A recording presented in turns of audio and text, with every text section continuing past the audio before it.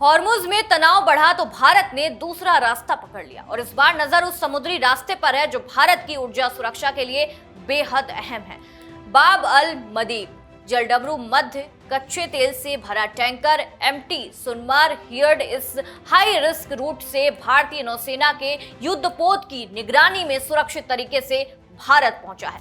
पश्चिम Asia में बढ़ते तनाव और हॉर्मुज जलडमरू मध्य को लेकर पैदा हुई चुनौतियों के बीच भारत के लिए यह घटनाक्रम काफी महत्वपूर्ण माना जा रहा है। आखिर बाब अल मदेब इतना अहम क्यों है, अब ये जानते हैं।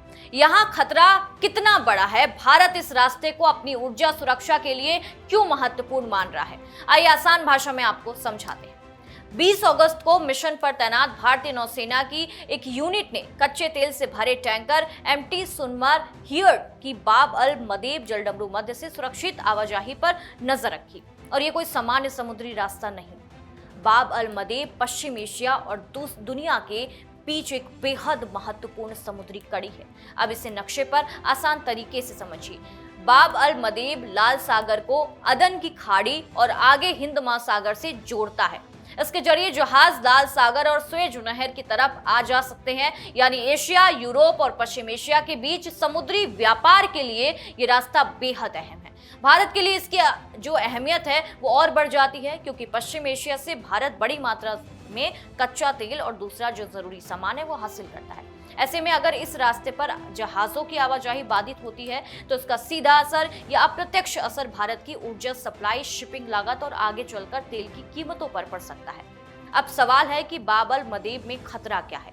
दरअसल ये इलाका भी पूरी तरह सुरक्षित नहीं है। लाल सागर और आसपास के क्षेत्र में लंबे समय से सुरक्षा चुनौतियां बनी हुई हैं। हूती विद्रोही की तरह ये जहाजों को निशाना बनाए जाने के मामले सामने आए हैं और यही वजह है कि इस पूरे इलाके से गुजरने वाले कॉमर्शियल जहाजों को अतिरिक्त सुरक्षा की जरूरत पड़ती है।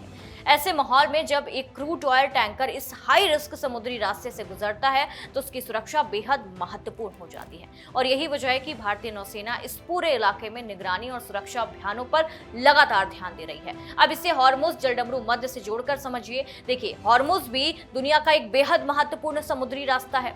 अगर पश्चिम एशिया से तेल की आवाजाही में इसकी बड़ी भूमिका है, लेकिन अगर किसी वजह से हॉर्मुज में जहाजों की आवाजाही प्रभावित होती है तो भारत जैसे बड़े तेल आयात देश के सामने वैकल्पिक समुद्री रास्तों की जरूरत बढ़ जाती है। और यही बाब अल मदेब की भूमिका महत्वपूर्ण यहाँ पे हो जाती है, क्योंकि भारत की कोशिश सिर्फ एक समुद्री रास्ता पर निर्भर रहने की नहीं है।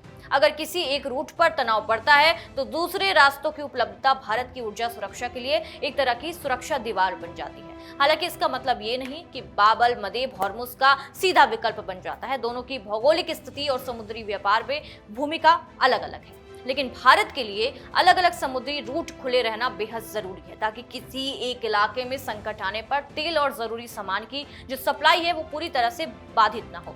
इसके पीछे भारत की बड़ी रणनीतिक जरूरत जुड़ी हुई है। भारत दुनिया के बड़े तेल आयात देशों में शामिल है। ऐसे में अंतर्राष्ट्रीय स्तर पर अगर किसी समुद्री रास्ते पर तनाव बढ़ता है तो जहाजों का बीमा महंगा होता है, शिपिंग रूट बदलते हैं, यात्रा लंबी होती है, इसका असर तेल की लागत पर पड़ता है और आखिरकार इसका असर आम लोगों की जेब पर पड़ता है।